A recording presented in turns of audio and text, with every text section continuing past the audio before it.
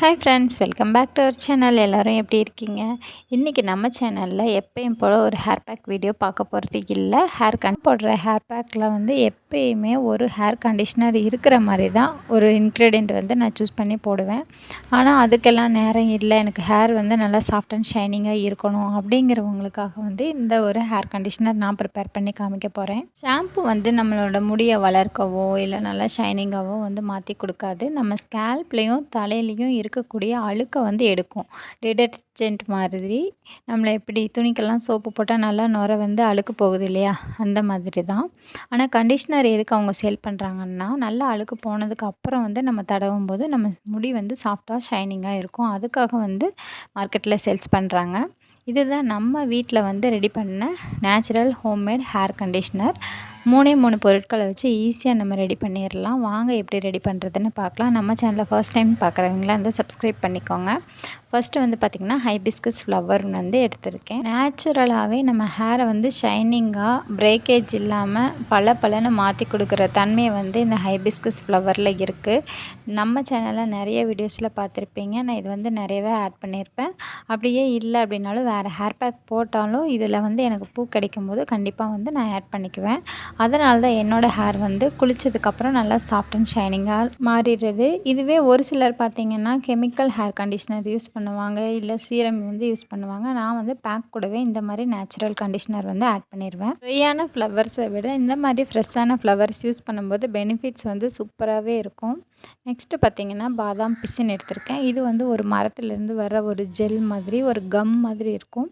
இந்த பாதாம் பிசின் நம்மளுக்கு வந்து நாட்டு மருந்து கடை, டிபார்ட்மெண்ட் ஸ்டோர் எல்லா இடத்துலையும் கிடைக்கும். இது வந்து நம்ம உடலுக்கு வந்து நல்லாவே ஒரு குளிர்ச்சியை வந்து கொடுக்கும். இதை வந்து நம்மளுக்கு ஹேர் நல்லா ஒரு கண்டிஷ்னர் பண்ணி கொடுக்கணும். ஸோ இது வந்து கொஞ்சம் எடுத்துக்கலாம். இந்த பாதாம் பிசின் வந்து கொஞ்சமாக போட்டாலே போதும், நிறைய குவான்டிட்டி கிடைக்கும். மூணாவதாக நம்ம எடுத்துக்கிறது பார்த்திங்கன்னா கிளிசரின். இதுதான் நம்ம ப்ரெசர்வேட்டிங் ஏஜென்ட்டாக வந்து யூஸ் பண்ண போகிறோம். இந்த மாதிரி பாதாம் பிசினை வாங்கி இந்த மாதிரி ஒரு பாக்ஸில் போட்டு வச்சுருக்கேன். இதிலேருந்து ஒரு 4-5 பீஸ் மட்டும் நான் எடுத்து நைட்டே வந்து ஊற வச்சுக்கிறேன். ஏன் அப்படின்னு பார்த்திங்கன்னா, இது வந்து உடனே ஊறாது.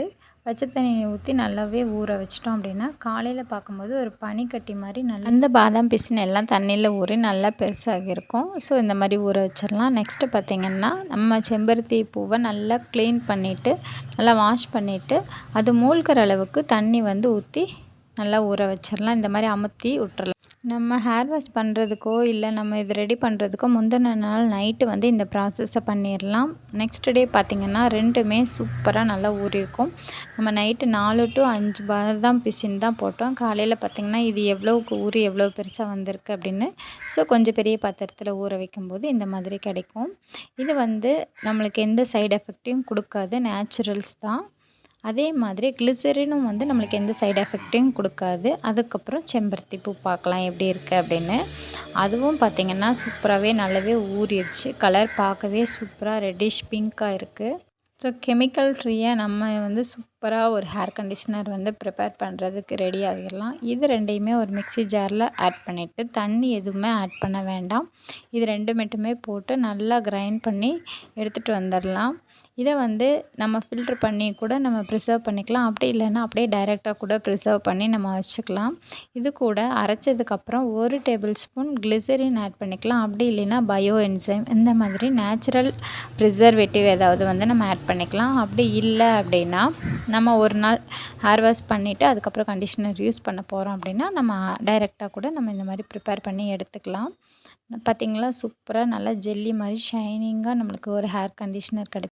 கடைகளில் வாங்கக்கூடிய கண்டிஷ்னர் வந்து ஸ்கேல்பில் வந்து படக்கூடாது, ஹேர் ஃபால் ஆகிரும். ஏன் அப்படின்னு பார்த்திங்கன்னா அதில் வந்து கெமிக்கல் ஆட் பண்ணியிருப்பாங்க. இது நம்ம கண்ணு முன்னாடியே நம்ம வீட்டில் கெமிக்கல் இல்லாமல் கிளிசரின் மட்டுமே நம்ம யூஸ் பண்ணி பயன்படுத்த போகிறோம். அதனால் வந்து கண்டிப்பாக இதில் வந்து நம்ம ஸ்கேல்பில் கூட நம்ம அப்ளை பண்ணிக்கலாம். நம்ம வந்து ஹேர் வாஷ் பண்ணிவிட்டு அதுக்கப்புறமா வந்து இதை தலையிலேருந்து முடியோட நுனி வரைக்கும் அப்ளை பண்ணி ஒரு கொண்டை போட்டு வச்சுட்டு அதுக்கப்புறம் ஹேர் வந்து ப்ளைன் வாட்டரில் ரின்ஸ் பண்ணிக்கலாம். இந்த கண்டிஷனரை வந்து நம்ம ப்ரிசர்வ் பண்ணி வைக்கிறோம் அப்படின்னா வந்து தண்ணியே இல்லாமல் அழுக்கும் இல்லாமல் க்ளீனாக இருக்குது. இந்த மாதிரி ஒரு கண்ணாடி பாட்டில் எடுத்து அதில் ஊற்றி வச்சுக்கலாம்.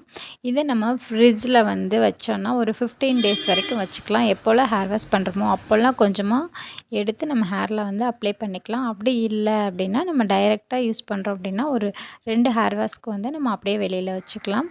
சூப்பராகவே இருக்கும் இந்த ஹேர் கண்டிஷ்னர். இதை வந்து ஹேர் பேக்காகவும் நம்ம வந்து யூஸ் பண்ணிக்கலாம். ஹேர் கண்டிஷ்னரை எப்படி யூஸ் பண்ணலாம், இல்லை எவ்வளோ நேரம் யூஸ் பண்ணலாம் அப்படின்னு பார்த்திங்கன்னா, ஃபஸ்ட்டு நம்ம வந்து ஹேரை வந்து நல்லா ஷாம்பு இல்லை சிகக்காய் போட்டு நல்லா வாஷ் பண்ணிவிட்டு இந்த ஹேர் கண்டிஷ்னரை அப்ளை பண்ணி ஒரு கிளிப் போட்டு கொண்டை போட்டு வச்சுட்டு அதுக்கப்புறம் உடம்புக்கெல்லாம் நல்லா சோப்பு போட்டு அழுக்கு தேய்ச்சி குளிச்சுட்டு அதுக்கப்புறம் பார்த்திங்கன்னா இப்படி ஒரு 15 மினிட்ஸில் நல்லாவே ஊறிடும். அதுக்கப்புறம் ப்ளைன் வாட்டரில் வந்து நீங்கள் ரின்ஸ் பண்ணிவிட்டு வந்துடலாம். அதுக்கப்புறம் நல்லா டவல் ட்ரை பண்ணிவிட்டு நல்லா ஹேரை வந்து ட்ரை ஆனதுக்கும் பார்த்திங்கன்னா இந்த அளவுக்கு சாஃப்ட் அண்ட் சூப்பரான ஷைனிங்கான ஒரு லுக்கு கிடைக்கும். நம்ம சேனல் பிடிச்சிருந்தா கண்டிப்பாக சப்ஸ்கிரைப் பண்ணிக்கோங்க. வீடியோ பற்றி ஏதாவது டவுட் இருந்தால் கமெண்ட்ஸில் கேளுங்கள். தேங்க்யூ.